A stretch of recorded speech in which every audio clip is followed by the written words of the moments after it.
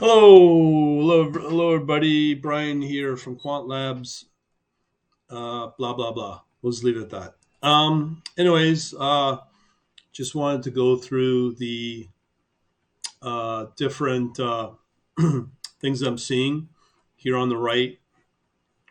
If I get over a screen here, you'll see all of the usual uh, scans that I do across Oanda. This list I'm showing right here are the ones basically that are moving or have been moving. So we're going to go through this. So first one, we're going to take a look at British pound USD, and let me just pull off the Oanda. So in here, I'll do a daily chart here. So reason I'm putting in, if we did not have a strong British pound, we would be pretty well screwed. And the reason I say that is because the US dollar is weakening among all the Asian ones. So you have to have another strong currency counteract that. You'd be in pretty dire straits if you had all currencies, all major currencies, all falling in the same direction. So you need at least one to kind of make it worthwhile. So here is our British pound against US dollars. So that's the US dollar weakening. The next one I have here is, let me just go through all the British pounds. So as I said, the Asian currencies are also weakening as well. So we are looking at British pound against the Singapore dollar. Same thing here as well. And then let me show you the Hong Kong dollar. And Hong Kong dollar here, same trend. And yeah, I don't know what more to tell you. So also in here, I could talk about the, let me just see the yen, USD against the yen as well. See, that one's strong as well. And so that one doesn't work. Or let me try, sorry, the USB uh, Japanese yen. Okay, here it is. So you can see that's weakening and trend up since end of March. All right, so let's look at some other stuff here.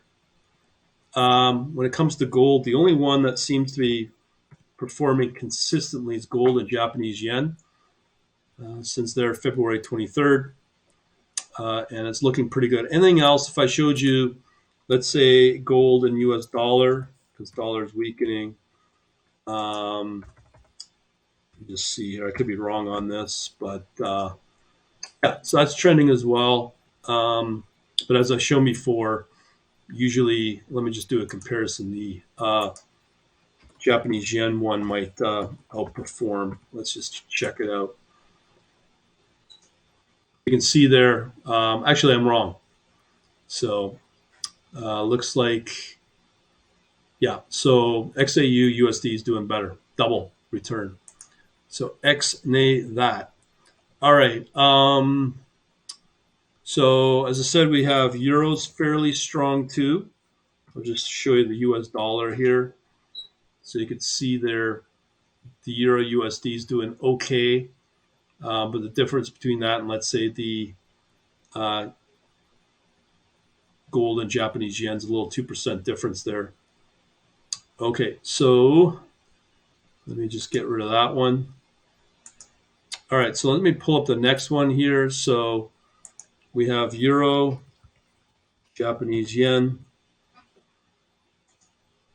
and that one's kind of dipped. That's why we're not really paying a whole lot of attention to it.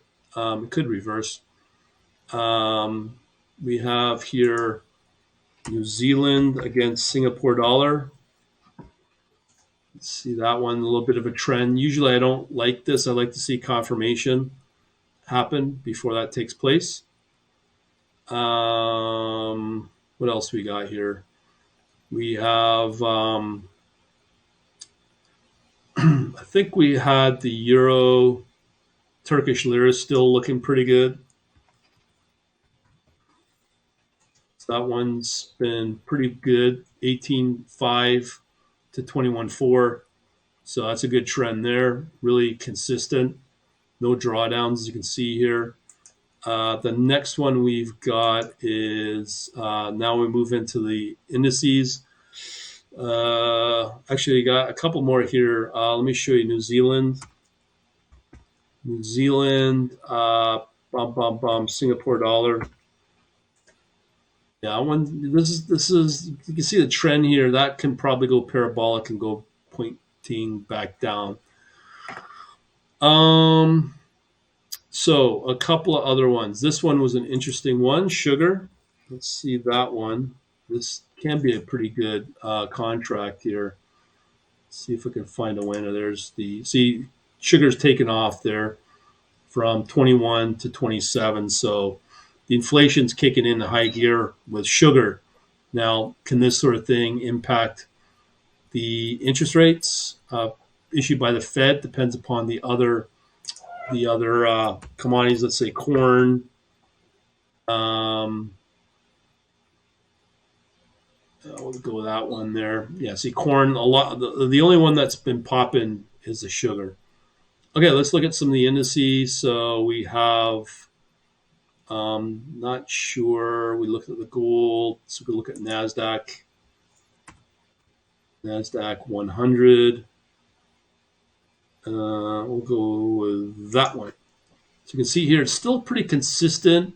Out of all the U.S. indices, only the NASDAQ's performing. That's due to Apple and Microsoft and like the big tech on NASDAQ. So that's what's driving it up, skewing the market up. But most of the stocks I'm seeing, there are a couple, but a good chunk of them are pretty well kind of been negative.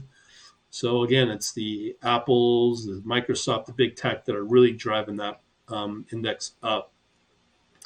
The other one is Japan, JP225, the Nikkei. So let me show you that one here. Same thing. And when you compare that against the NASDAQ as well, again, I'm going to just stick with the CFD here. They call it the poor man's gateway to futures market. So you can see here which one's outperforming what. The Japanese, the Nikkei, slightly outperforming the U.S.